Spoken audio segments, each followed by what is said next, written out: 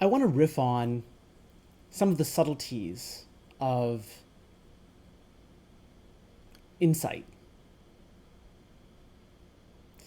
and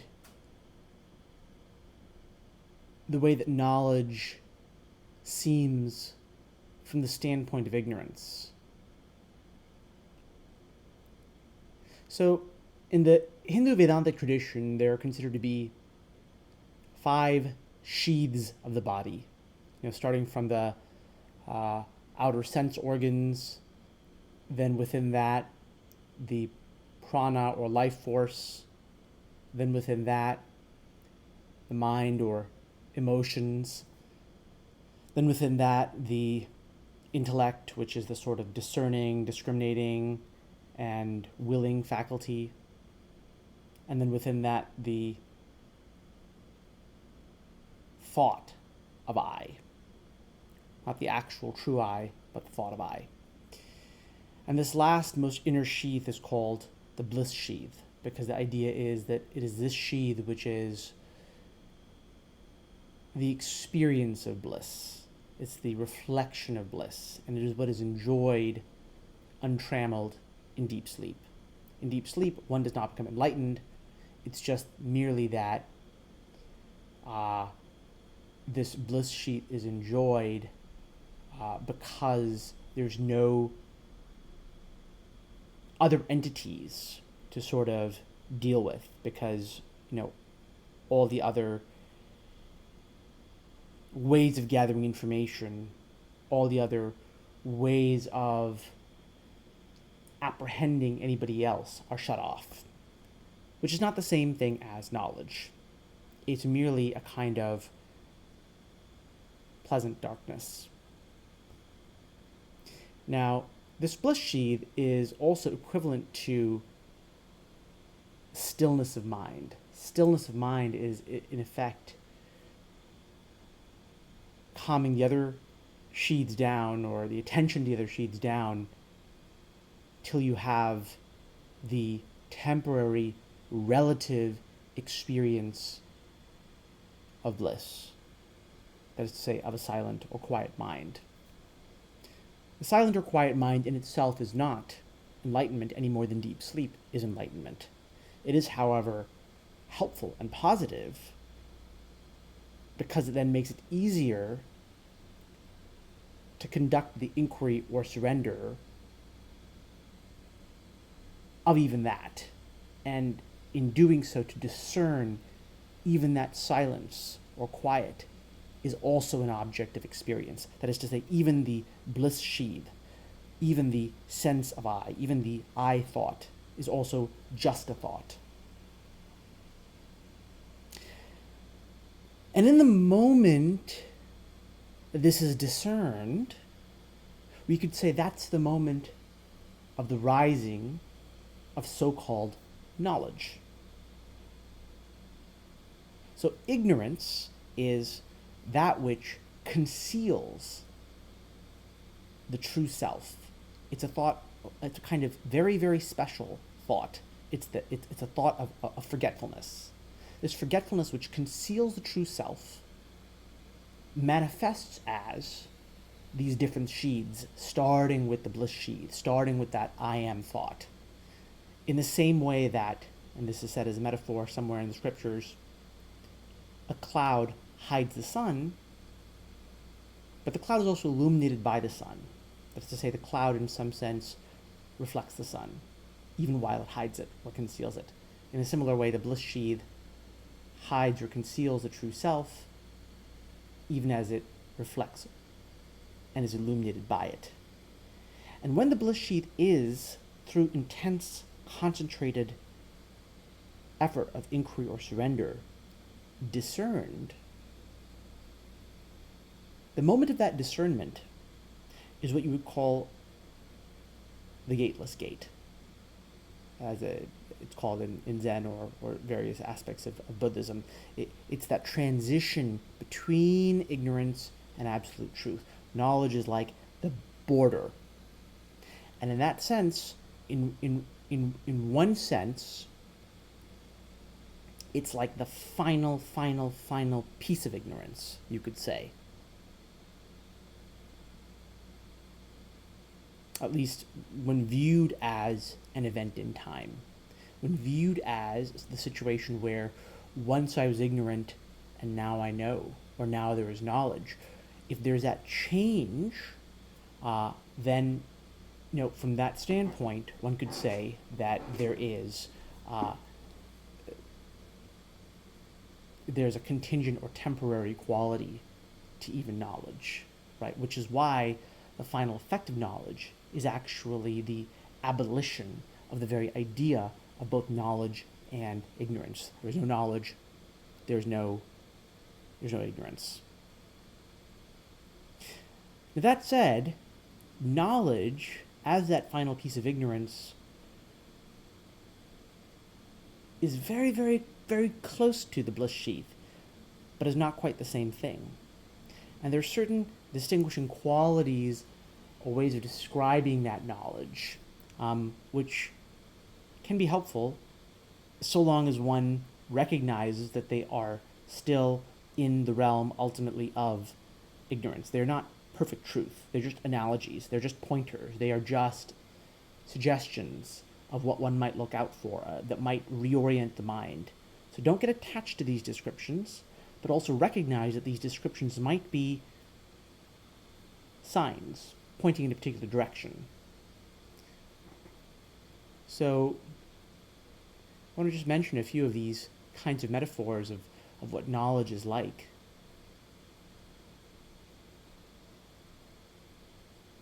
I've called it in the past the spacious mind, this aspect of knowledge. And it is that moment when you could say inside and outside invert. That what seemed to be an eye looking outward is actually itself on the inside of the true eye.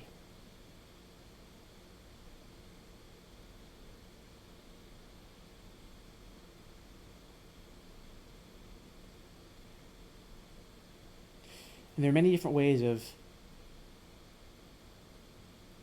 putting this kind of feeling,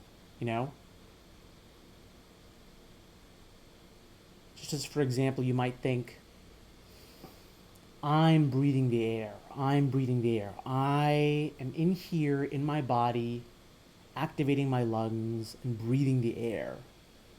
But then from the standpoint of knowledge, quote unquote, again, it's the inside of knowledge we're talking about, not absolute knowledge itself, which isn't really a thing. It doesn't really have insights attached to it. That the real true knowledge is unchanging and unchangeable and is unthinkable.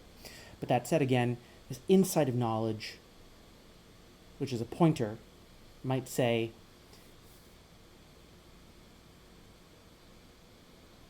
it would identify the I more with the air, which is pumping the lungs open and closed, expanding and collapsing the lungs, right? So you see the reversal there, right? Instead of you being in the body, using the lungs and breathing the air, no, you are the atmosphere, the environment, which is streaming in and out of the lungs, which is activating the lungs. So you see there's that reversal. It's like a figure ground reversal. I think in art they have it.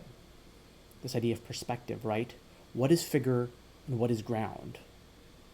There's that reversal that goes on. What is inside and what is outside? There's that reversal that goes on.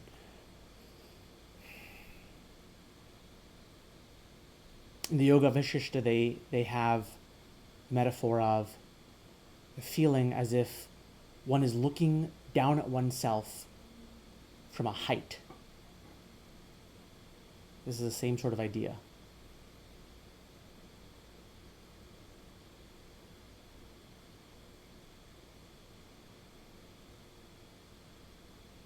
And that sense of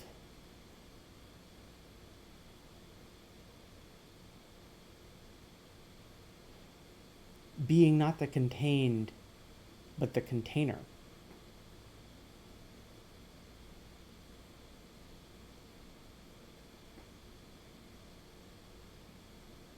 Or rather, a much larger container, in fact, than one thought one was.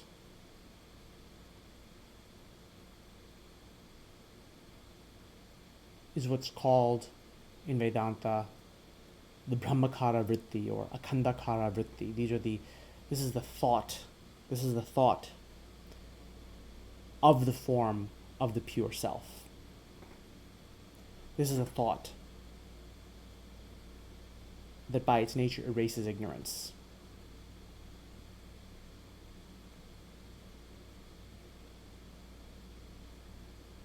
And it results in insights like these.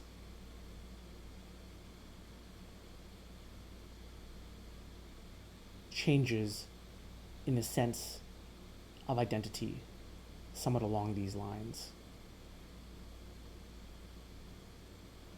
But any thought, again, even the Brahmakara or Akhandakara means sort of without form. Vritti means thought. So the formless thought. If it comes once, it can come again. If it comes once, it can be abolished. So this is why when one engages in self-inquiry or surrender, after sufficient effort, right, the mind reorients from the outside, reorients towards the bliss sheath, one might say, and then eventually one might have that breakthrough and obtain a momentary glimpse of knowledge in the form of this Brahmakara Vritti, in the form of the kinds of insights, kind of sudden, satori kind of experience that I'm talking about. But because we're talking about an event in time, that experience can be overwhelmed still by one's accumulated quote-unquote ignorance. And so one does the self-inquiry or surrender again, and then this time it becomes ever so slightly easier to achieve that breakthrough, right? So the breakthrough happens, and then it may be lost, quote-unquote lost. Of course, when one is in that breakthrough, one sees that there's nothing to be lost, actually, right? One has passed through the quote-unquote gateless gate. But from the side of ignorance, what happens once can unhappen, And so it is a kind of gradual process of quote-unquote reaching knowledge and then slipping away and then reaching for it again and slipping away and doing again and again and again and again and again. And that process of touching that knowledge burns away one's residual ignorance and habits over time. And eventually the knowledge becomes steady. And what is that knowledge? That knowledge which is steady is simply the fact that one always is and was that self. That there never was anything called ignorance, and there never was anything called knowledge. There never was anything called the Brahmakara or Akhandakara Vritti. And these insights that I've talked about are themselves merely thoughts. So this is the paradox. From the side of the seeker, from the side of the entity in time, there appears to be ignorance. And to cure that ignorance, there appears to be knowledge. And knowledge is of the form that I've specified. But the knowledge, the real content of the knowledge, ultimately, is the destruction and abolition of these categories that I've just mentioned. And that is, in fact,